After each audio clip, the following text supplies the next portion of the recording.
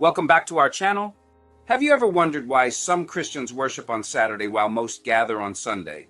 Is it just a matter of tradition, or does the Bible actually say something different? In this video, we're diving deep into the scriptures and history to uncover the truth about the Sabbath, Sunday worship, and, most importantly, what it means for your salvation. Whether you're curious, confused, or searching for answers, this message could challenge everything you thought you knew about worship. So stay tuned, because what you're about to discover could change the way you connect with God forever. Worshipping on Saturday versus worshipping on Sunday. How does it affect salvation? The question of whether to worship on Saturday or Sunday has been debated for centuries. Some say it doesn't matter, while others insist that keeping the Sabbath is a crucial part of obedience to God. What does the Bible say? How did Sunday worship replace the biblical Sabbath? And does it impact our salvation? Let's explore the answers together. Number one, let's explore the biblical foundation of the Sabbath. Unlike what some people have said, the Sabbath was established not at Mount Sinai, but at creation. Therefore, it was established long before the existence of the first Jew and the Jewish nation.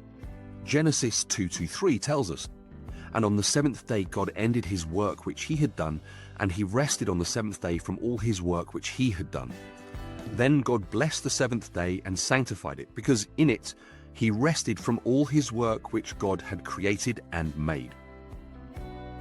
In the beginning of time, God set apart the seventh day, Saturday, as a holy day, a weekly reminder of his power as creator.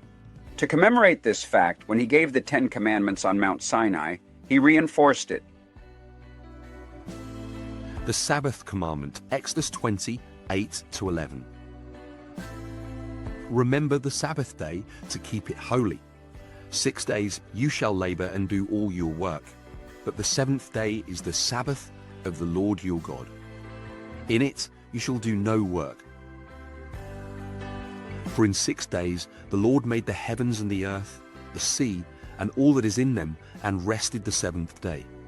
Therefore the Lord blessed the Sabbath day and hallowed it. Note this carefully. Unlike the ceremonial laws written by Moses and given to Israel, the Sabbath commandment was written by God's own finger on stone. Exodus 31:18. This signifies its permanence that spans time and eternity. Listen to Isaiah 66:23. "From new moon to new moon, and from Sabbath to Sabbath, all flesh shall come to worship before me, declares the Lord." The English Standard Version. 2. Jesus and the apostles kept the Sabbath. Jesus was very clear about his stance on the subject of the Sabbath. Listen to St. Luke 4:16. "So he came to Nazareth, where he had been brought up. And as his custom was, he went into the synagogue on the Sabbath day and stood up to read." Jesus observed the Sabbath regularly. Notice that in Scripture, he never hinted at changing or abolishing it. In fact, he declared in Matthew 5:17-18, "Do not think that I have come to abolish the law or the prophets. I have not come to abolish them, but to fulfill them. For truly I say to you, until heaven and earth pass away, not an iota, not a dot, will pass from the law until all is accomplished." ESV. Even after Christ's resurrection, his disciples continued keeping the Sabbath. Listen to Acts 13:42-44. "The Gentiles begged that these words might be preached to them the next Sabbath." According to this passage, Paul and the other apostles continued Sabbath worship, showing that it was not just for Jews. Number 3. How did Sunday worship begin? Let us explore its origin, evolution, and practices.